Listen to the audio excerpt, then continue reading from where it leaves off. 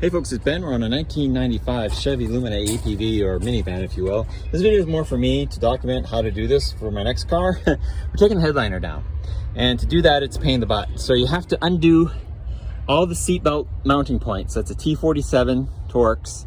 Take them all out, and then with these panels here, they've got these plastic rivets here and here. They kind of counter themselves, so there's not much to do except be nice to them when you take them off, because they fight each other. You kind of lift the bottom one off, and if you can work the carpet up, you can get it that way. Ditto on this side, and that's where all our brake wiring is, obviously, so that's kind of cool. I'm doing this before I take the struts off the rear here. Now on this side, I botched it. There is a screw right underneath the hole for the seat belt, and there's also a screw down here. So you gotta pop this panel off, and there's a screw here that holds this panel on in two, and it comes right off. So over here I did that. It's a little bit more round, so you've gotta pop the cushion off there, which is it just slides up, no big deal.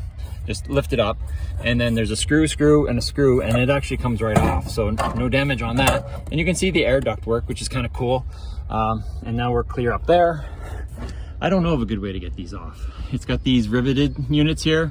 I guess if you got in there and cut them off, nice, but I don't know how to replace them. So I just yanked this one off. It's got to get out of the way. But that's the biggest challenge, I think, at this point, is how to get that thing off. And next up, I'll make a stopping point, but we got to do the two front pillars, and I think I got to do the A-pillars too. And of course the headliners and stuff. So we'll keep track. And I got this cross beam to take apart as well. See how well that does. So for the driver's side, excuse me, there's a screw on the floor, screw there, and a screw there, and some gentle prying, making sure you're under this thing. It'll come free and loose enough to get it going. Now, there's actually a separate headliner between the two of them when you have the center air duct. Ones without it will be one continuous piece, but you won't have to deal with this. But there might be a lamp here you got to be aware of.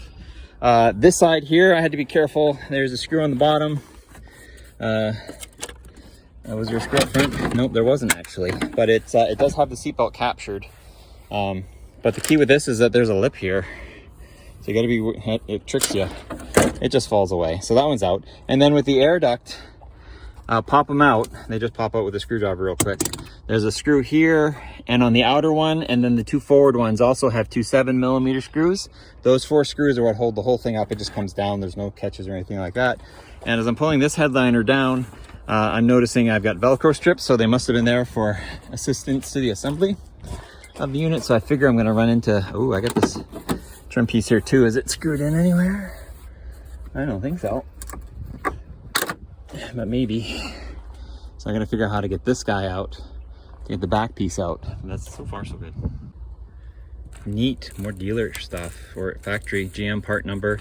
It's got this tinfoil sheet, I'm guessing, to keep heat out of the interior, so that's neat because it is just a plastic top.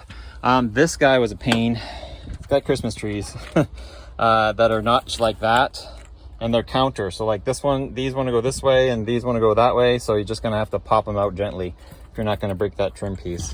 So once that's free, oh, cool bolts and stuff like that for those hinges, right? Anyway, so you got this. Now this is down. We got our center lamp. I probably should have worked through. The tin foil looks like goes.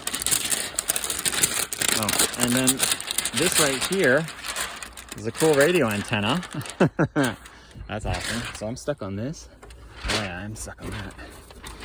And where all the connections were, at least on that side, it appears that there is a little plastic clip.